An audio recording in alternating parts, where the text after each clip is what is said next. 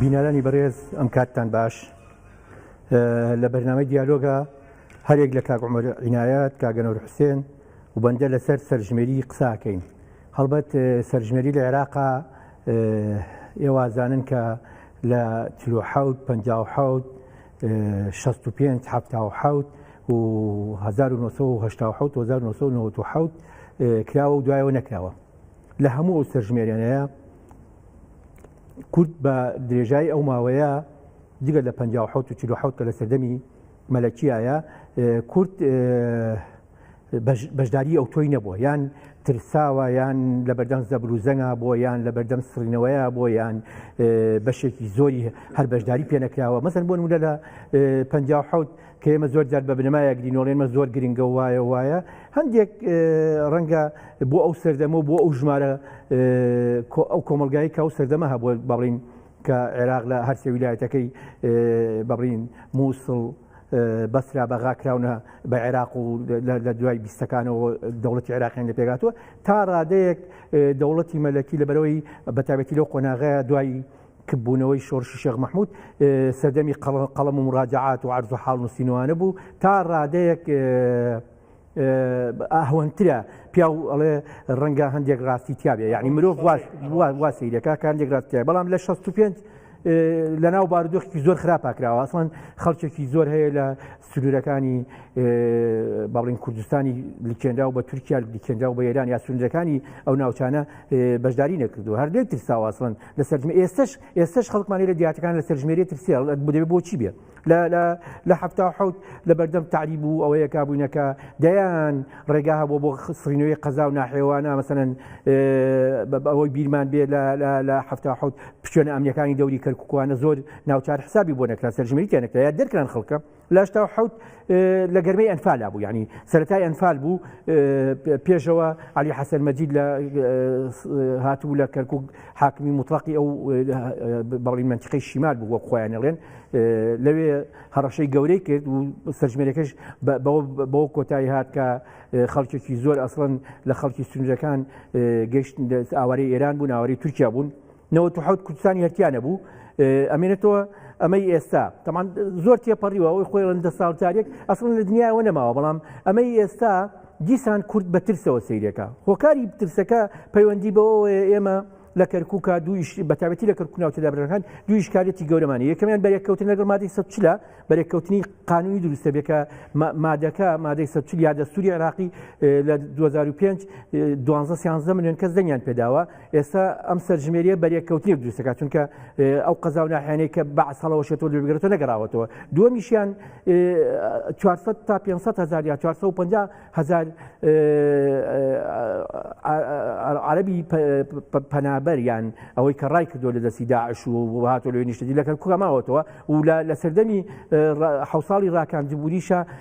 زەمینە ڕەخسا بۆی کە بەشێکی زۆریان بنەخاوەن خانووی تەجاوز یا شتکردوانە ئەمانەی سەوەک مڵکمە، یعنی بەیانی کەس ئەو سەرژمێرکەرە یا ئەو کارمەندی سەرژمێراتە پرسیارەکە ئەڵێ خانووتێ ئەڵێ مڵکمەیە. ئەوە شکارێک دروستەکە بەڕاستی جێ قسەیە. ئێمە لەم بەرنامەیە هەرێکە لە ئەنۆر حوسێن و کا عومەر هەڵبەت لەگەڵ منە قسە لەسەرواکەین ئایا کورد لە سەرژمێریە تا ئێستەیەکی دەستکەوتۆ لە هەموو ساڵێکە کراوە، ئەمە یەک دویش ئایا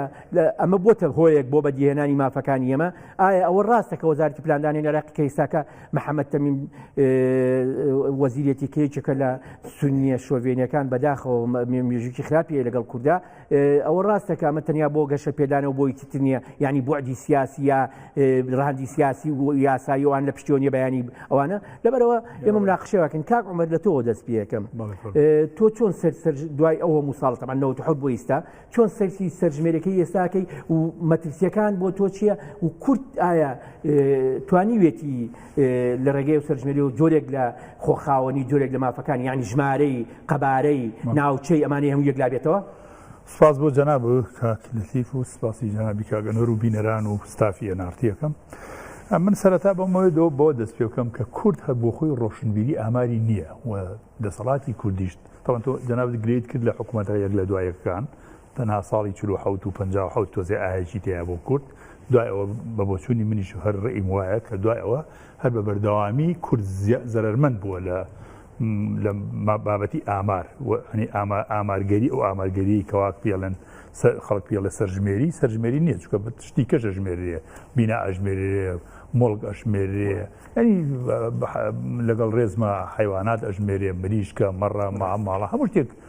سەرژمێرێکەوەتە پێ بڵێن ئاماریگیریەک باشترە ئاماریگیری من وای بۆ ئەلچم کە پێڵێ گوتری ئەحساب عەربی بە بۆچوونی من ساڵی 1940 تقریبا ئەکرێ پێی بڵێ باش بۆ کورد سوودێکی وێ بەڵام لە دوای ئیتر ساڵی 65 لەگەڕمەی شۆڕشی ئەیلولا بووە ساڵی 1970 دوای ئەوە بووە کەوا تەرحیلی گوندەکانی کوردستان خەری بوو دەست پێ بکاو دەست پێنەکە هێشتا مابوو بەڵام تقریبا ئەمی نەوت کرا 70 تا حدی ئاەتیا بوو بەڵام تەرحیلی منطقەی کەرکووک و خانەخین و ئەوان دەستی پێ کرد بوو یعنی کورد لەو ناوچانە دەرکرا بوون بەتەبەتی ئەگەر جەناب نازانم باگراوندێک دەبێتەوە لە مفاوەزاتی شۆڕشی ئەیلول لە 1970 دەستی پێ کردووە تەرحیلی منطقەکان منطقە نەوتدارەکان ئەوەی کەوا دەوڵەمەنە بە نەوت لە خانەخین و لە کەرکووک دەستی پێ کردووە ینی کوردیان وردەوە دەرکردەوە لەوانە لەو کاتەشای ئەمە زیانمان لێکەوتووە لەبەرەوەی وەک پێویست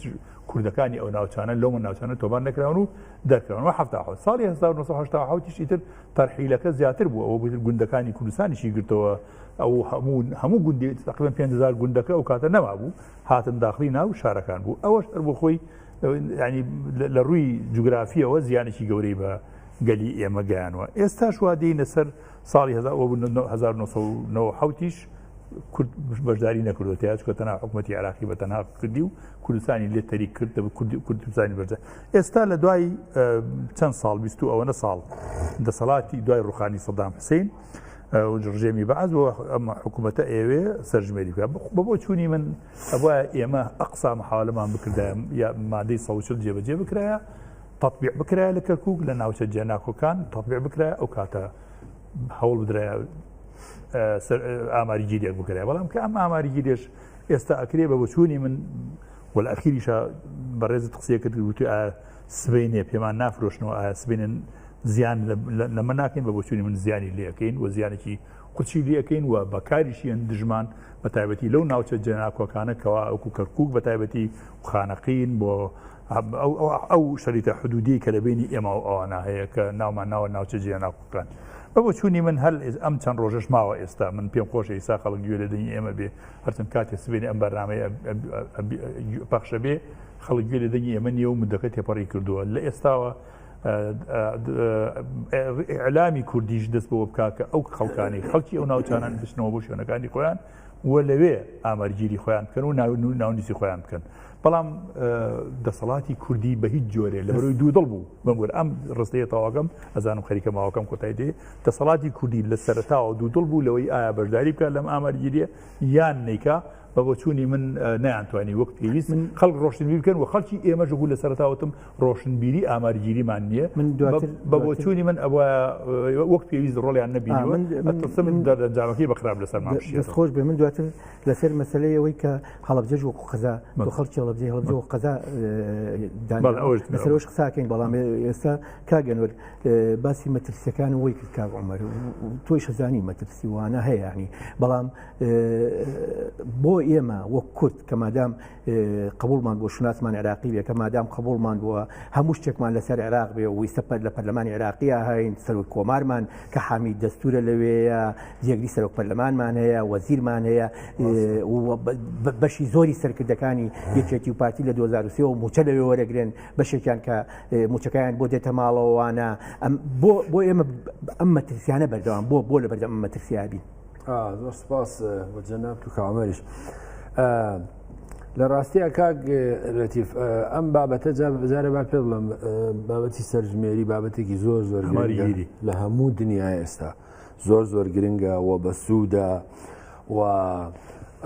پێوەرێکە بۆ هەموو ئەو بابەتانە کە دەوڵەت و حکوومەت ئەتوانی هەنگایی بۆ بنێ داتاکان مەسەرەن زانیاری لەسەر تەندروستی زۆر گرنگەوە پێم وایە ئەم کاری محەممەد شیع سوودانیش لە زمنی کارە باشەکانێتی کە لە ماوەی ئەم حکومڕانی خۆیان دەستی بووە با ئەیکا جا قسەکە یەکەمەوەیە کە بەڕاستی ئینسان ناکرێت ئەوە نش زۆر بە گومان بێ لە هەموو ئەوەی کە ئێستا ئیس ڕووی نەداوە ئێمە هەموو زۆر گومان زۆرە بیستین کە مەسەلەن ئەوە نێتیان خراپەوە هەدەفەکەی ئەوەیە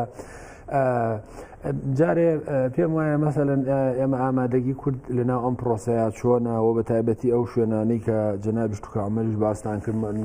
ناوچەی جێناکۆکن مەسەڵەن حزوری کورد لەوێ چییە بێ و دوجار حکوومەت عێراقی موافقەتی کردووە لەسەر هەر گرفتێکە هەبێ بگەڕێتەوە بۆ سەرژمێریەکانی 1950 یعنی بەشێک زۆر لە گومانەکانی ڕەواندێتەوە بەڵام کاگرێتیف مەسلەی ئەم سەرژمێری و ئەحسا و ئامار و هەرچی ناوەنەی لە خۆرەڵاتی ناوەڕاست لە وڵاتانەی کە دیموکراسی نین بێگومان هەمیشە دەوڵەتی سەردەست یا ئەکسەریەت نەتەوەی سەردەست ئەوێ بە ئاراستەیەکی یابەرەکە بە قازانجی خۆی بێ و بتوانێت سوء استفادەی لێ بکە ئەوەی کە ئەو هەموو ئامارانەی جەناب لە ساڵەکانی پێشتر باس کردووە بە تایبەتی سەردانی بەعز نەک لە ڕێگای سەرژمێریەوە ئەویز مەسەلەن کورد بسڕێتەوە لەسەر نەخشەی سیاسی عێراقی ینی بە فیزیکی بە واقعی ئەوەی کردووە کە تۆ باس کرد لە ئەنفال و هەڵەبجە و لە ڕاگواستن و تەرحیل و تعریب و هەمووانەی کردووە بۆ ئێستا من پێم وایە ئەم حکوومەتی تازەی عێراقی هەم نایەوێ ئەوە بکە ینی ئەو بۆ شقڵەوە هەم ناشتوانێ بەڵام لە هەمان کاتە حاکمیەتی شیعی کە لە عێراقا باڵا دەستە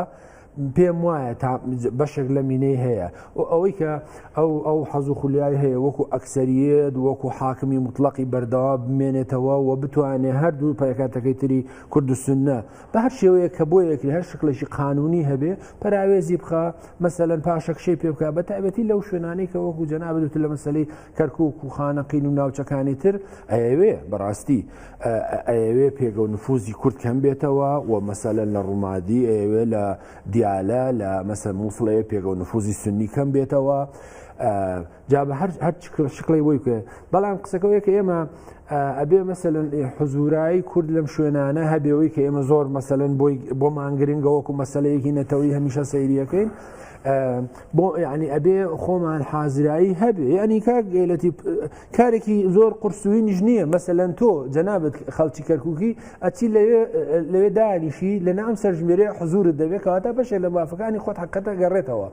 بەڵام ئەمە بە تەنها ئەوە نییە کە بەس تەنها لە سەرژمێریەکە تۆ بڕۆی حزورت هەبێ و ناوت بنووسێت مەسەلەن ئەگەر پێویست بە ئەم مەترسیانە ما پێ بڵێم ئەم مەترسیانەی کە لەسەر کورت هەیە لەو ناوچانە نەبەم سەرژمێریە ئەتوانێت مافەکانی دەست بێ و ناتوانێت کۆتایی پێ بەشێکی گرنگە ساڵی 1940 بە ڕنگ لە چلەکان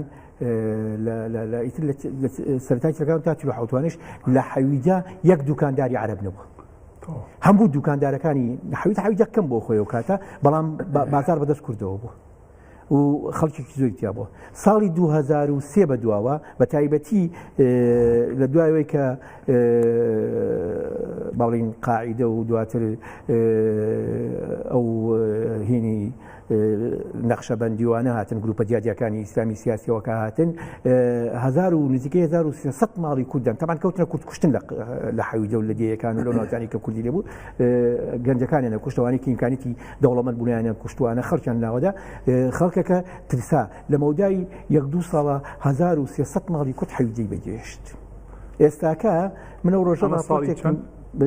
لە 2003 بەدەوە تەمان تا سەردەمی بەعسیش 1300 ماڵی کورد لە حەویجە و ڕیاض و عەباسیە و زاب بۆ ناوچانە بووە ڕیاض و عەباسیە و حەویجە زاب کەم تەسبیح عەرەبیە مرتەقاش بەڵام لە دوای سقوتی سەدام لە دوای ڕوخانی سەدام لە دوای کەوتنی بتەکە ئینجا کورد لەوێ کەوتە بەردەم هەڕەشە و کوشتنی بڕینوانە تەمان لە کەرکووک لە بەرامبەر کاکەیەکانە مەکرا خەڵکێکی زۆری کاکەی بە عەمدەن ئەکوژرا بۆی کاکەیەکان ڕەوکەن بەجێی بێڵن تەمان قسە لەسەرەوەیە زۆر جار ئەم بەڵگانە کە دەرەچێ مەسەلەن تۆ بەیانی ئێمە بۆ وەک مەترسی باسی نەکەین باسی وەک واقع بکەین من لەگەڵەوەی تۆیان لەگەڵ سەرژمێری زۆر گرنگە تۆزانی چ ناوچەیەک پێویستی تەندروستی چی زۆرە نەخۆشیێکی زۆرە ئەزانی پەروەردە لە چی زۆر شوێن دەبێ بایەخی پێ بدرێ ئەزانی لەکوێ کشت و کاڵەکەی بایەخی زیاتی پێ بدرێ ئەزانی چی جۆرە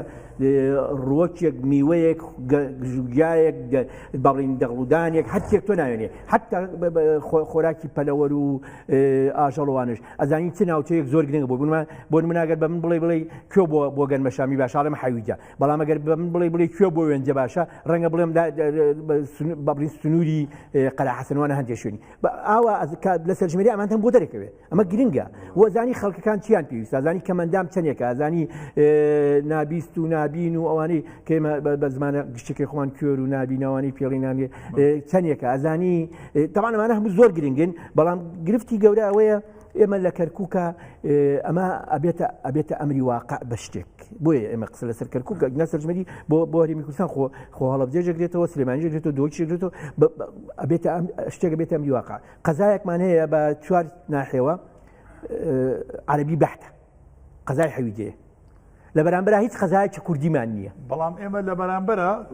ئێمە دوو قەزای گەورەمان هەبووە چەمچەماڵ و کەلار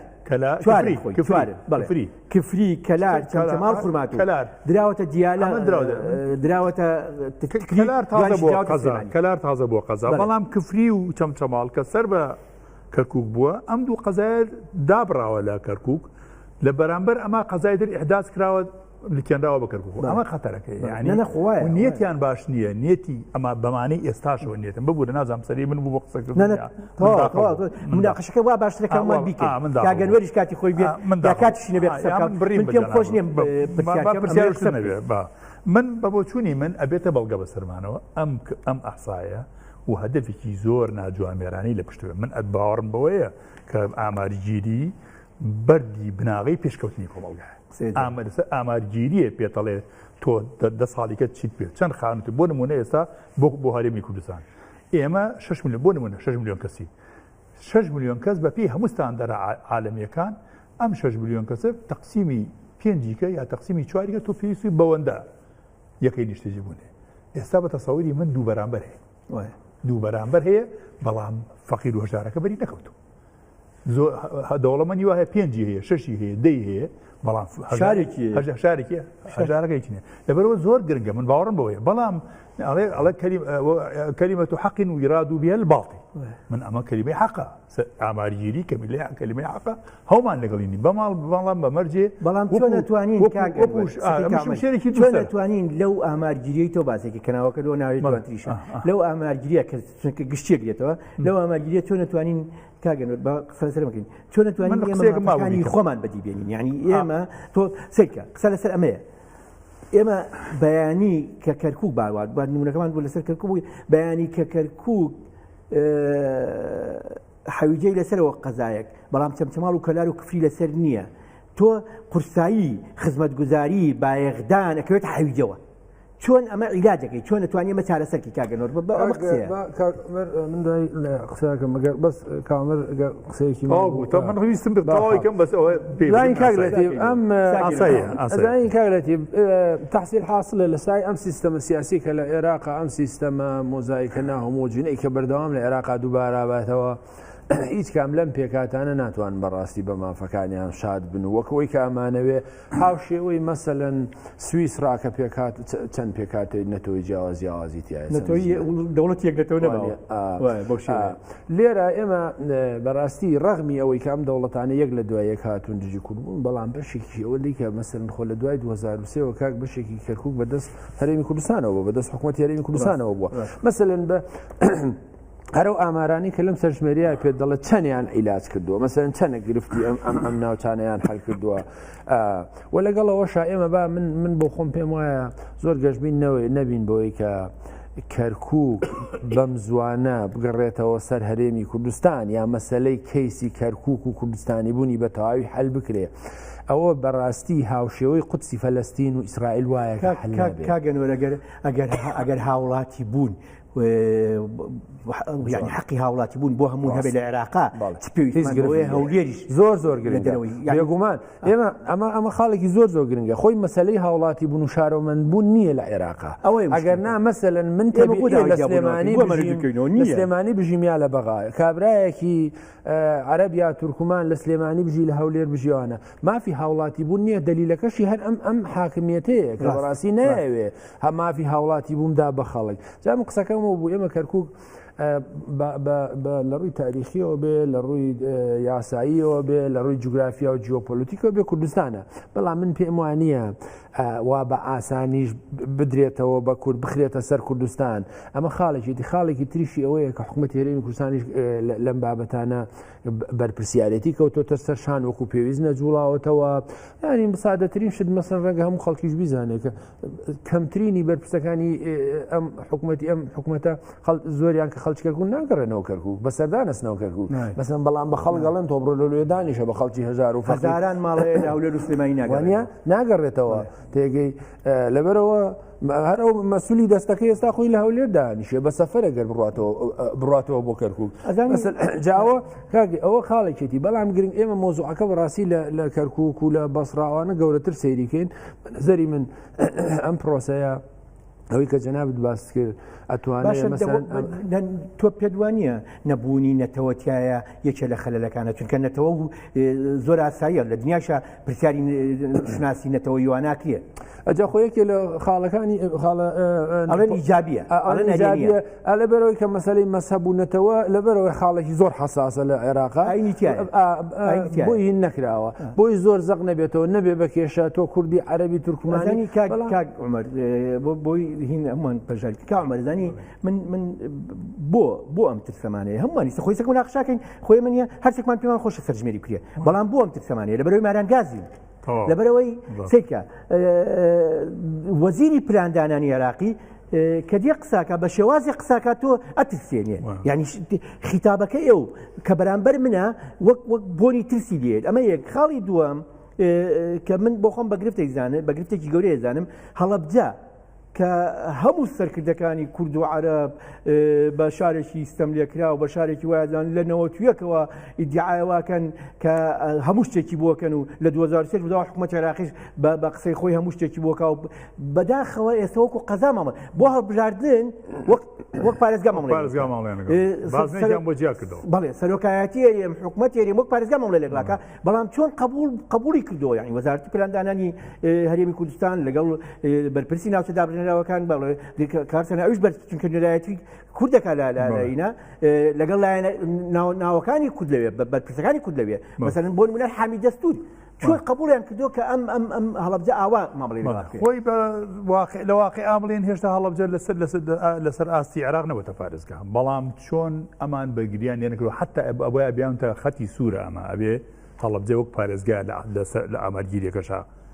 ماڵی لەگەڵ بکرێت بەڵام بەداخەوە نیان کردووە و ئەوەیە بیان کەدا هێڵی سوور پیان بوو ناکاکە ئێمە قبول ناکەین چۆن بۆ هەڵبژاردنەکە وەکو بازنەیەکی سەر بەخۆ ماڵی لەگەڵاکرا بە هەمان شێوە لێژێ بێکو پارێزگای ماڵی بەڵام وەکو خۆ زڕونە لامان تایسە پەرلەمانی عێراق دانی بەوانە ناوەکە هەڵەبجە پارێزگایە ئەمە زۆر ڕوونە و حکوومەتی هەرێمی کوردستانیش کەم تەرخەمە یعنی تۆ دەیان وەفد بۆ موچە ئەڕوا دەیان وەفد بۆ مەسائلی پۆستی سەرۆک کۆمار ئەڕوا بۆ پۆستەکان ئەڕوا بۆ مەسەری نەوت ئەڕوا بەڵام جارێ لە جاران ینی تەکانیانیان بەخۆیان نەدا لە بۆ هەڵەبجە بە جدی بچنە هەڵەبجە لە کاکەم سەفەرمان بۆی هەڵەبجەوتە پارێزگا نەیان کردووە لەبەرەوە بەلایەنەوە گرنگ نییە گرنگ نییەوە ئەمە ثابتە لای من دێمە سەر یەک بابەت کە جەنابەت وروژاند و ئاردی بەڕێست ئێمە ناوبڕێ گۆرەگرین و گەڕین و ئەگرین لای بینەران و باسەکەش هەم لەسەر هەڵەبجە لە کاعمر لە توی هەم باسێکەکەینەوە هەم لەسەر سەرژمێریش قسە و باسی زیاترەکەینوانە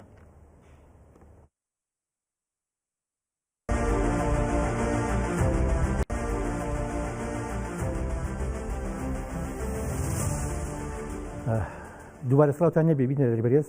ئێمە لە بابەتەکەمانە باسی هەڵەبجەمان کرد و لە تۆی شەڕامان کرد تا ئەم لەحزەی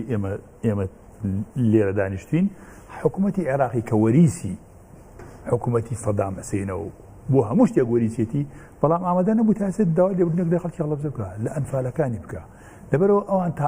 ئەم ساتەش بە سونەش و بە شیعەشەوە دژایەتی بوون بە پارێزگای هەڵەبجە ئەکەن و تا ئێستاش کورد نەیتوانیوە قەنەعەت بەوانە بێنێ پێت وایەوە خەتای حکوومەتی عێراقیە خەتای نوێنەرانی حکوومەتی نوێنەرانی هەردووکێتی بە تایبەتی ئەوانەی خۆمان بۆیە ئێمە نەمانتوانی وێنەکەی عومەری خاوەر بە هەموو دنیای بگەڕین لە هەموو فرگەکانە هەبێ لە هەموو میترۆکانە هەبێ و لە پشتەوە هەشت قۆناغیان فاتێ وەکو بزنسکارد کە هەموو مەسئولەکان هەیە کورد ئەیانتوانی دایانتوانی ئیسیسماری هەڵبجۆ بکەن ئەنفار و هەڵبجەش بەڵام هەڵبێت دۆکۆمنتی زیاتر بوو ڕسمەکانی زیاتر بوو سیاسی کورد لە کوردستانی باشوور لە هەرێمی کوردستان نەوتی خستە سەر و جینۆسایدی هەڵبجەوە ئەگەر تۆ زۆر باخی بە نەوتدا لە بەرەکە دێتە گیرفانەوە بەڵام باخی دەرەنجامەی ئێستا ئەیبینین کاک لەتیف ئەمە پرسیاری خێرا بوو بۆی کە بڵێن ئەگینا ئێمە بابەتەکەمان زیاتر ئەوەیە دەبواە هەڵبجە بە پارێزگا حساب کرایە و دەبواە بە شانازیش و حکومەتی عێراقی بیوتایەوە ئێمە هەڵبجە و پارێزگای ئەمانیش بەڕێی من ئەوە بیان کرا بە هێڵی سوور ئامارگیری ناکرێت ئێمە سەر کۆمارێکمانەیە حامی دەستورە هەر بەپێی طبعاً حامی دەستور پارێزەری دەستور دەبێت مادەی 140 بپارێزیە دەبێت هەموو مادەکان بپارێزیە دەبێت هاوڵاتیەکان بپارێزیە دەبێت نەتەوەکان ئاینەکان مەزەبەکان پارێزیێ تا ئێستا قسەی نەکردو لەسەر مەسەلەی ئەم سەرژمێریە چۆنە بێ بەریەکەوتن لەگەڵ مادە لەسەر هەڵبجە قسەی نەکردو چۆنە بێ پارێزگانە بێ کاک ئەنوەر ئەزانی گرفتەکە چییە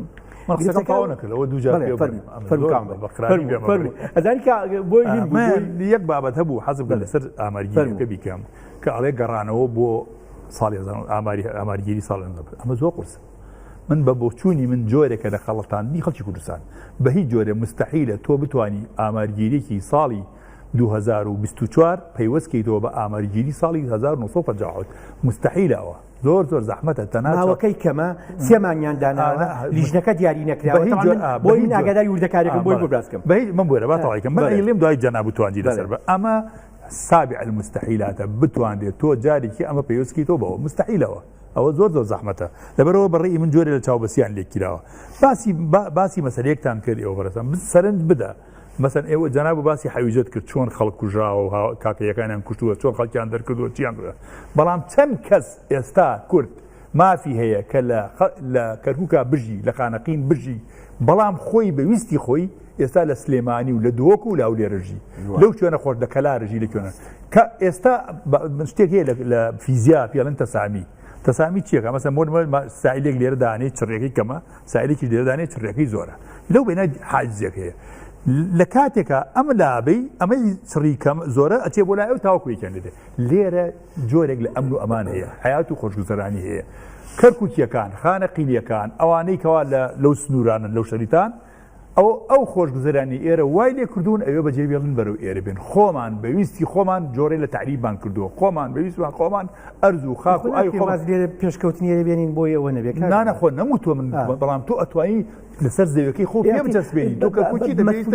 مەسئولیەتی ئەو دوو حیزب گەورەی کورد بوو خانووشیان بۆ خەڵکی خەڵکە بەجێشت ئەرزیاندا بە خەڵکە بەجێشت بۆ لەبەر چی قسێکی توانی کرد کاگەنۆر وتی مەسئولەکانیان کاکە لە هەرکوێ سکە بەرپرسەکان کە لەوێ بوون خەڵگەرچێتەوە ئێمە ژواڵێم ئەویستەوە قسێ بکەم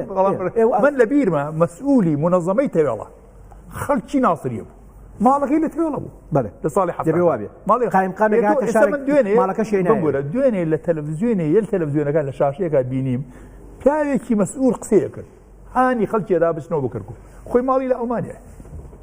لێو لە کەرکووکی دانیشتووە لەوانەیە بنەیەکی هەبێ ژوورێکی هەبێ لە دانەخانە جێبێ ئەمە منطقی تیان نییە بەڕاستی ئەڵێم بەڕاستی ئێمە قیادی سیاسیمان نییە قیادی سیاسیمان هەبووە ئاوا کەرکووک نەدرا گوگانە خوارد نەکرا قانەقین وای لێ نەهات کفری وای لێ نەهات ئەزانی کامەرەوەی مەسەلەی بەراورد دەکرێیان بە 57 بە بنەماریگیریە ئەوە وعدێکی هینە ینی من ناڵێم بەنجە ناڵێم سڕکەرە بەڵام وعدێکی هین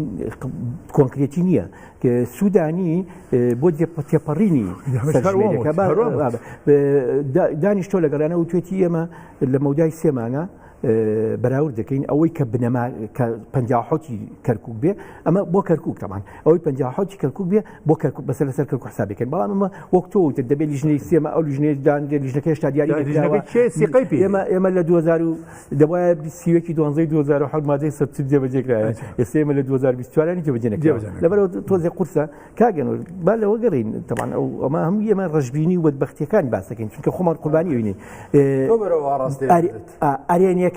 ئەرێنەکانی سەرژمێری چییە؟ یعنی لایەنە ئەرێنەکانی سەرژمێری چییە بۆ دەوڵەت؟ پێویستی نەک دەساڵداریە، پێویستی بەوەیە سەر لە فەڕەنسا و لە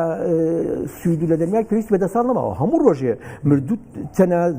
لەدایک بوون چەنە پێویستەکانی ئەم ناوچانە چییە چینە هەموو ڕۆژێ بەداتا چێتە بەردەم حکومەت ویشی لەسەرەکە، یعنی 10 ساڵ و 5 ساڵ نەما.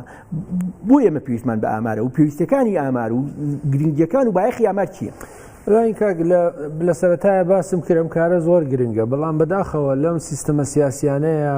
یعنی ئێستا کارەکە کرێت نازانم، بەڵام خەرجێکی زۆریشی لێکرێت بۆ معلومات ئەم پرۆسەیە باشە بە سەدان هزار کەس خۆی پێوە خەریکەکە دەوڵەت زۆر پێوەی مەشغوڵە بێ خەرجی و بجەیەکی زۆرە، بەڵام قسەکەی تاکیدم دڵنیام لە نەتیجەکەی کە دەوڵەت کاری پێ ناکە. مەسەلەن گرنگیەکانی لە هەندێک لە وڵاتانی ئەوروپا کاتی ئەم ئامار و سەرژمێریەکرێ کۆمپانیا زەبەلاحەکان بە شێوەی یاسایی یا نایاسایی هەوڵەدەن ئەو ئامار و داتایانە دەست بخەن بۆی کە ئیشی لەسەر بکەن. ئاخۆ حەز و خولیای تاکەکان چییە؟ ئاخۆ ئەو منتقانە پێویستی بە چییە؟ ئاخۆ مەسەرەن کام سیارە باشە؟ ئاخۆ لەکوێ بتوانن پرۆژەی خزمەتگوزاری زۆرتر پێشکەشکەن؟ ئەو دووەم مەسەلەن تۆ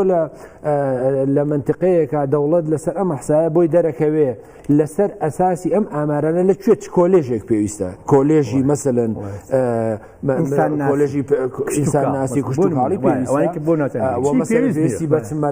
بەڵێ چی پێویست نییە بۆی دای بخە، مەسەرەن ئەگەر زانکۆیەک لە شوێنێکایە نەیتوانیوە کاریگەری هەبێ دایەخە و مەسەرەن ئاوی پاک و جگە لە ڕێگەزی نێرومیە و مەسەلەن دانیشتوانی مەسەرەن لە هەڵبژارنەکانی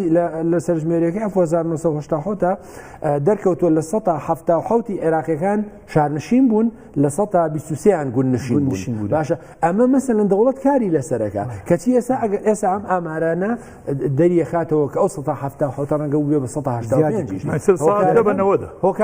هۆکارەکانی دەوڵەت دەبێت بە دوای ئەمانەیە بڕۆ هۆکاری ئەمانە چییە؟ بە نظری من ئەم سەرژمێریانە ئەتوانێت داتایەک بخاتە بەردەستی دەوڵەتکارێتی ئەتوانێت مەسەلەن ئەو بودجە و پارە و ئیمکاناتی کە زۆری بە هەدەر ڕوا کۆی بکاتەوە و ئەتوانێت سەرمایەیەکی ئینسانی گەورە بەرهەم پێنێ و بتوانێت خەڵکێکی زۆر بخاتە سەرکار و بتوانێت ژیانی مەسەلەن تەندروستی و پەروەردە و ژیانی ئاسایی خەڵک زۆر بازانێکی چەنە ئەزانێ خاوەنخان و چەنە ئەزانێ مەسەلەن قسەکەوەیەکە ئیکتیفای ذاتی چەند پێویستە بۆ خێزانێکی 5 کەسی بۆ خێزانێکی 7 کەسێمانە گرنگن، بەڵام قسەکەوەیە کە دەوڵەت بەڕاستی دەوڵەت لە لە عێراقا دەوڵەتەوەی بەسەلەن خۆ ئەگەر سەرک وەزیران خۆشی کە منواتە سەورەکەم نیەتی باشە لەم کارە، بەڵام هەر ئێستا لەتیبان بۆ معلوماتی جەنابەت پێت بڵێم لە هەموو پارێزگاکانی عێراق ئەو تیمانەی چوونە شوێنە ئەمنیەکان یەک حیزب یەک پارێزگا یەک لایەن نەیهێشتۆ دەستیان پێ بکە بە کوردستانیشەوە چەند ڕۆژی ڕابردوو هەموو ئەو شوێنانی حەساسن ئەمنین لە بەسڕاوە بۆ دهۆ نایانێشتۆ یەک شوێن دەستیان پێ بگا تیمەکانیان دوور خستەوە بەبێ ئەوی باشیش بکرێت. ئێمە حسایەک و ئامارەکە دقیق دەرناچێت هیچ ئامارێک لە عێراقا کاگەنوەر کاک لە تیجگە لەوەش یعنی وەهمێک ترسێک لای خەڵک دروست بووە تۆ ئەگە بڵێ من 100 سەرمەڕ یا بزنم هەیە پێی وایە دەوڵەت باز دەخاتە سەر یانەگە تۆ بڵێ من 3 سیارەم هەیە پێی وایە دەوڵەت ینی گومانێکی لای خەڵک دروست بۆ کە ناتوانێت ڕاستیەکان بڵێ نەبوونی ڕاستیەکان دیسان ئامار لە هەموو ڕۆژهەڵاتی ناوەڕاستە بە وڵاتی پێشکەوتەکانی سەردەمی بۆ بە ئێران و تورکیاشەوە خەڵک ڕاستی ناڵێ لە ئەوروپای لێ خەڵک ڕاستی ناڵێ لەبەرەوەی ئەو ترسەی تۆی لێ مەسەلەن ئێستا بڕۆ لە باکووری کوردستان بەیانی ئامار بکرێ خەڵک حقت ناڵێ ئەوە مێگەل مەڕم هەیە ئەوە زەویم هەیە یعنی شتەکان کەمتر دەڵێ حتا کوور کاکە لە سەرژمێرەکانی پێشوە مناڵەکانی خۆیان کەمتر نیشانداوە مەسەلەن ترساەوەی زانیوە بۆ عسکەریوانیە کابرا 4 کوڕێ بۆ توی دوانمەیە دوانی شاردۆتەوە لەبەرەوە هیچ سەرژمێریەک نییە لە عێراقا نازانمە دوانی چونکە سەردەمی مەلەکیش کاک عومەر خۆ لە چلەکانە کوردستان ئارام نەبوو شەڕی بارزان هەبوو بەڵام ئەهوەنتر بوو ماوە ڕاستی لە یەکێ لەو ئامارانە ئێستا دوای توانم ساڵەکەی پێ بڵم مەسەلەن گەشەی دانیشتوان لە کەرکووک پاشەکشەی کردووە لە کاتێکە ڕێژەی دانیشتوان زۆر بووە بەڵام گەشەی دانیشتوان مەسەلەن ئایا مەسەلەن حکومەتی هەرێمی کوردستان هاتووە لە مەبکۆڵێتەوە هۆکارەکانی کە بە زەرەری کوور دەبێگومان کە بەزار کاتێک گەشەی دانیشتوان کەمە بێتەوە لە شارێکی وەکو کەرکووک بەڵجا من یەک قسەی تر بکەم بۆ ئێوە باسی کەرکووکتان کرد گالەتیف کاتێک کە دەوڵەتی جوولەکە دروست دەبێت ساڵی 1948 باشە یەکەم کەس شاعیرێکە کە بە شعرێک ئەما هۆنێتەوە دووهەم کەس هێرتزلە بانگەشەی واکە هەچی جوولەکەی دنیا لە بگەڕێنەوە لە ژێر خێمەیە بن ئەمە لە تازەترین کتێبی خۆیان یوڤال نۆ حەراری کە ئەم ساڵ نووسیوێتی چابۆ باسی ئەماکە ئەڵە دەوڵەتی جوولەکە ئاوا دروست بوو جا تۆ باسی ئەوت کرد ئێستا لوبی ئەرمەنی لە کۆنگرس لە ئەمریکا کاریگەری گەورەیان هەیە لەسەر بەجونە ناسادنی مۆزوعەکان لە دنیا ئێمە سەرن کە تۆ ئەمانە ناکەی بۆچی ئەمە هەر بڵێ خەتای حکوومەت عێراقی خەتای شیعە خەتای بەشێکی بەرپرسیاری بۆچی ئێمە خۆمان بەرپرسیارین مەسەن بۆ نمونە هەموو ئەحزابی کوردی خەڵکیان هەیە لە ئەوروپا ئەزانی ئەوەندەی خەریکی شەڕی یەکترن لەم دوای تۆزێ باشتر بووە باوەڕەکە ئیسان دە بیرۆرە خوێنمەوە لە شەڕەکانی بینی پارتیوەکێتی لە ئەڵمانیا لە فەڕەنسا شەڕی بینی لایەنە سیاسەکان مەسەرەن یەکشکاندن لە کۆڕەکانە ناشرینکردنی یەک ڕەنگی داوەتەوە لە بیرۆری بەرپرسەکان ڕەنگی داوەتەوە ئەزانی ئەوەندەی خەریکەوە بوون ئەوەندەی بۆیە ئەوەی کاگەنۆر ڕێک وایە ئێمە چونکە قورسە ڕێگە بیڵی ئێمە هێشتا کۆمەڵگەی دەرەوەی مێژووی کاکی یعنی ئەم کۆمەڵگەی دەرەوەی مێژوو لە ئامارە ترسێ لە شارستانیە دەترسێ لە پێشکەوتن دەترسێ لە هەموو شتێ ترسێ و هەمووشی گرێ دێنەوە بۆی کە ئێمە دەوڵەتمان نییە یعنی ئایا ئەگەر ئێستا دەوڵەتیشمان هەبوایە بەو باردۆخۆ کە ئێمە لە ڕابردووە ئەو هەموو شەڕیەکەمان کرد ئەو هەموو کوژنەمان کرد خەڵک تەمەنای ناکرد هەر ناڕووی سەری خۆیان ناکرد هەر گەنجەکانمان ناتون لەیجێ بخنچێن بۆیە قسەکە بگەڕێنە سەر ئامار ئێمە ئەو بەراودەی کاگەنۆر بە جوولەکە کردی و بە خێرایی بەراورد ناکرێت جوولەکە هەمویان ئامادەی ئەویان تیا بۆ قوربانی بدەن بۆ دەوڵەت ئێمە ئامادە ئێمە جاشمان زۆرتر بوو ئەم گرفتە لە ئامارە ئێمە ترسیەوەمان نابێ بەیانی دیسان خەڵک مثلەن بۆ بەرژەوەندی خۆی ئەم خێڵ ئەم عشرت ئەم بنەماڵەیە بۆ بەرژەوەندی خۆی لە هەڵەبجە دووری بێ لە پێنجێن لە بادینان لە دیسان خۆی گرێداتەوە بە حکوومەت عێراقیەوە ئەگەر بیرتان بێت چەند ساڵە لەمە پێش باسی ئەویان کرد حەجی کوردی دروستەکەن کۆمەڵی خەڵک چوناوی نووسی باش بوو دوای بەهەرچی شێوە بوو هەڵیان وەشانەوە ترسیەوەمان نابێ ئەمە هین بێت یعنی خەڵک دیسان ئەمە بە زۆرێ بخۆزێتەوە بڵێ وڵی من چارەنووسم لەگەڵ حکوومەت عێراقا نەک لەگەڵ هەرێمی کوردستانوانە ئەمان کارێکیان کردووە کە ئینتیمای بۆ خاک کەم بووتەوە من بە حەزەکەین باشی بەشتی زیندوو بکەین من دوێنێ هاوڕێکی خۆم لەگەڵا بوو پێم بۆ ناچیتەوە بۆ خانەقی وتی من شمولی مادەی سەڵچون ناکەم وتی تۆ خەڵکی خانەقینی مادام خەڵکی خانەقینی پێویستە لە خانەقین بیسەلمێنی کە تۆ فەردێکی لە خانەقین دوایەوە وەرەوە کاکە خەی ناکە بەس تۆ بیسەلمێنە کە تۆ لەوێ خەڵکی ئەوێت و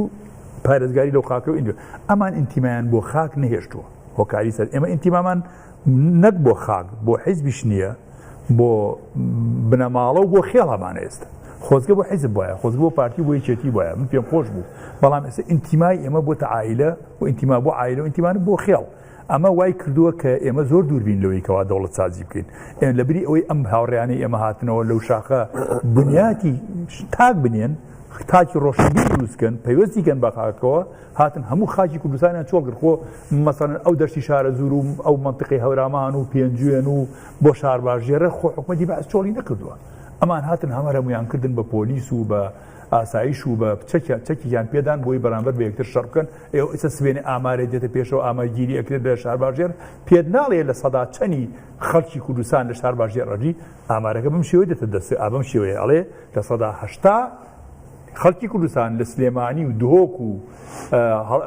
هەولێر ئەژین لەگەڵ یەک دوو شاری گەورە لە ناوکەوانە کەلار و سۆران و ئیدارە سەربەخۆکان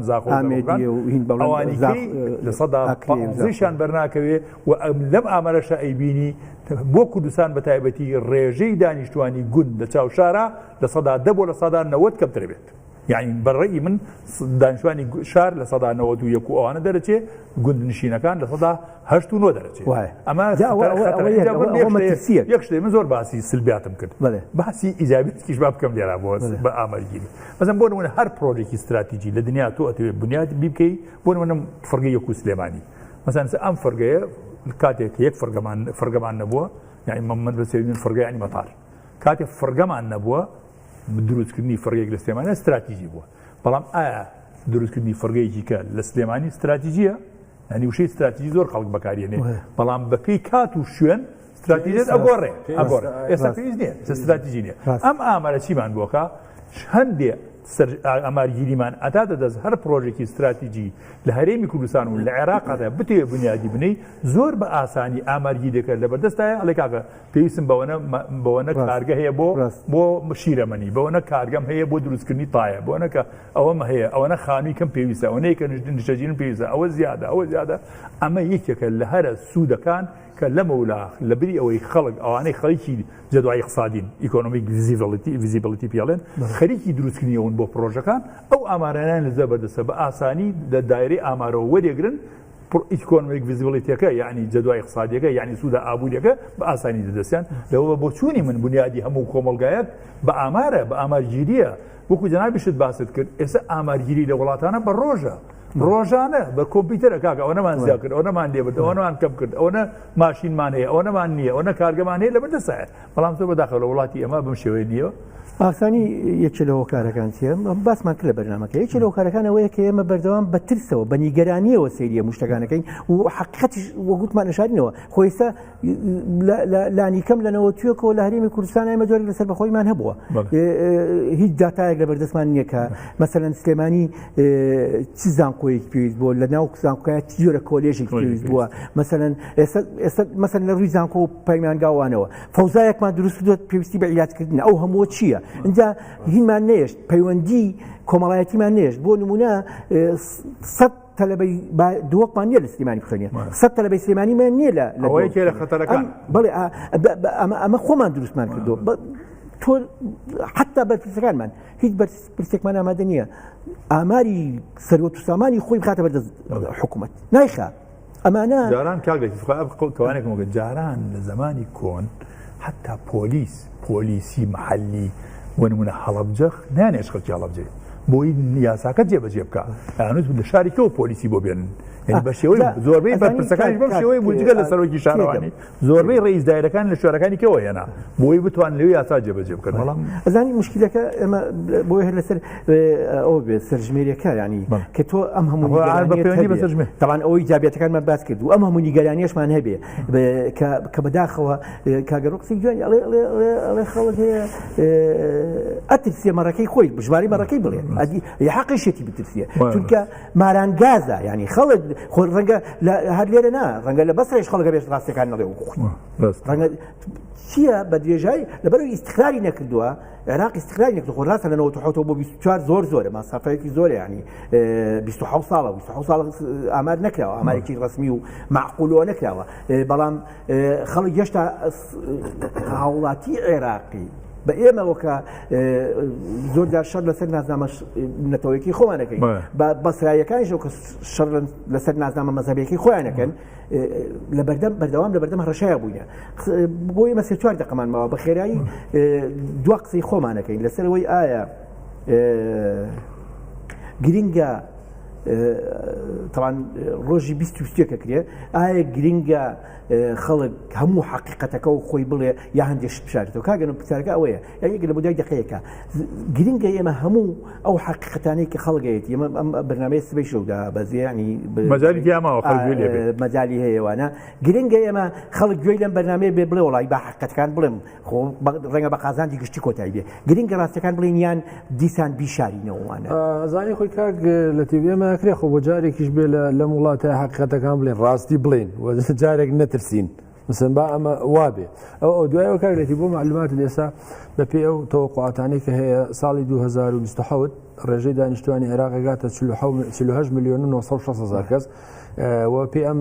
تەوەقعاتانە ئەوەیە کە ساڵانە گەشەی دانیشتوان لە عێراق 1 ملیۆن زیاد دەکات و بەراورد بەمە گەشەی دانیشتوان گەشەی ڕێژەی دانیشتوان لە هەرێمی کوردستان وەکو جنوب نییە وەکو ناوچە شیعەکان نییە وەکو ناوچە سونیەکان نییە ئەمە لە باری دیموگرافیەوە لە بواری نەتەوەییەوە لە هەمووانە کاریگەری داهانێ کە بە نەزەری من حکوومەتی هەرێمی کوردستان پێویستە هۆکارەکانی بزانێ و ئەمە لە داهاتووە کاریگەری گەورەیە بێ مەسەر بۆ معلوماتی جەنابەت یەکێ لەو شەڕانەی ئێستا ئیسرائیلەوەیە کە گەشەی دانیشتوانی زیاد دەکات پێویستی بە ڕووبەرێکی فراوانی زەوی هەیە بۆیە تەسەورەکرێ مەسەن غەزە بکێنێ بەخۆیەوە بە حکوومەتی عێراقی ئەم گەشەی دانیشتوانی خێرایی ناوچەکانی باشوور و ناوەڕاست بێهۆکار نییە هۆکاری ڕاستە هۆکاری کۆمەڵایەتی ئەساسیەکەیە بەڵام پێم وانێ بە بێهۆکاری سیاسیش بێ بۆیە بە نەزەری من لەو ناوچانەی کە مەسەلەن مەترسی پاشەکشەی کورد نفوزی کورد ڕێژەی گەشەی دانیشتوان خەتەری لەسرە ئەرکی حکوومەت هێرشی کوردستانە لەم بارەوە باربووی خەڵک بکات دامی خەڵک بکە و لەگەڵەوەش هەم بۆ پرسیارەکەی جەنابەت پێم وایە ئێمە ئەکرێت ئەم سیستەمە سیاسیە لەم جوگرافیایە کە ناوی عێراقە بۆ جارێک ڕازگویانە ئامارەکان بدەین بزانین چی لێ بەیان بێ دەستخۆش کاک عومەر هەر لەسەر ئەوەی کە مەسەرەن بەشداری خەڵک و ڕازگۆیی خەڵک لەگەڵ کارمەندەکانی سەرژمێرە مەسەرەن تۆزانی هەشتا پرسیارە هەشتا پرسیارە ئەو پرسیارە وردەکاری زۆرتیایە گرنگە یعنی ئەگەر لە مەودای دقیقا پێم بڵێ گرنگە هەموو ڕاستەکان وەک خۆی بڵێن بەدەر لەوەی کە هەمومان باسی معاناتی زیادیامان کردوانە وەڵا بێگومان من بە بەچوونی خۆ من بۆ خۆم هەر لەو هەشتا پرسیارە باوەڕ بکە یەک پرسیاری خۆمی لێ نازمەوە چی وێ هەتا دش بە خۆشم بێنەوە وەڵامانە ئەدەمەوە و پێشم خۆشە داوا خەڵکی کوردستانی شەکەم و خەڵکی عێراقی شەکەم کە ڕازگویانە وەڵامی ئەو پرسیارە بدنەوە و بۆ نەزانانی بەڕێز و ڕێژەی تەکاتوری سوکانی لە بەغا لە جنوبی عێراق و ئەوانە بە پێی ستانداردی عالەمی لە ساڵ سێ بەڵام لە بەغا و لە کەرکووک و ئەوانە لە ساڵ 4 و 5 تێپەڕانەوە لە کوردستان لە خوار لە ساڵ 2 ئەمە خەتەرەکەی کە باسی کرد خەتەری کەشمان لەسەر ئەوی تەسەحور بوون بە بیابان ئەوانەی سەر ڕوبەرەکانیان چۆڵە بێ ئەمەش لەم بەرەو لای ئێمە لەبەرەوە ئێمە بە هەموو شێوەیە پێویستە ڕازگۆ بین و پێویستە ببینە خاوەنی حکوومەتێکی نیشتیمانی کە بتوانێت بەرگری لەم هەموو خەتەر و ترسە بکا کە ڕوبەڕووی ئێمە بێت. بینەرانی خۆشەوی زۆر سوپاس بۆ سێکردنی بەنامەکە بۆ گوێگرتنتان هیوادارم کاک ئەنوەر و کاک عومەر و بەندەش توانی بێتمان سوودێک بێ بگەینین هەڵبەت تەمەناکەین ئەم سەرژمێریە هیچ ئامانجێکی سیاسی یا ئامانجێکی ئەوتۆی لە پشتەوە نەبێت کە نەتەوەیەک زاڵکە بەسەر نەتەوەیەکی ترا نەتەوەیەک بترسێنە لەسەر حسابی نەتەوەیەکی تر ناوچەیەک وانیشاندا کە ئەمە ناوچەی یەک نەتەوەیە نەتەوەی سەردەستە ئەو زاراوەی نەتەوەی سەردەست و بندەستوانە نەمێنێ و هەمان وەکو وڵاتی ئەگەر بڕیاری عێراقی بین وەگەر بڕیاریش عێراقی نەبین لە داهاتووە ئەگەر ئێستش نەبێت 100 ساڵی تریش ببینێ دراوسی یەکتر لە خەڵکی ناوچە جێناکۆکان سبینێ بچنەوە بۆ شوێنەکانی خۆیان بە تایبەتی کەرکووک و خانەخین و ئەو منتیقانەوە زۆر حکوومەتی ناوەندی تەماعی لەسەر هیوادارم لایەنی کوردیش هاوکاری ئەو گەڕانەوەی بکات کە نەی کردو تا ئێستا بۆ بژاردنەکان بۆیان کرد بەڵام بۆی سەرسیستایسە دەنگیان نییە زۆر سپاس بۆ بینینی بەرنامەکە بۆ گوێگرتن لێمە تا بەرنامەیەکتر ماڵەوە